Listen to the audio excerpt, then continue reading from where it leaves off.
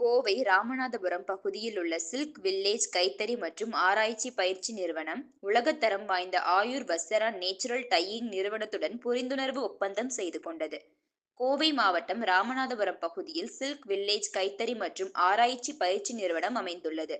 இந்த நிறுவனம் உலகத்தரம் வாய்ந்த ஆயுர் வஸ்திரா நேச்சுரல் டையிங் நிறுவனத்துடன் புரிந்துணர்வு ஒப்பந்தம் செய்து கொண்டது.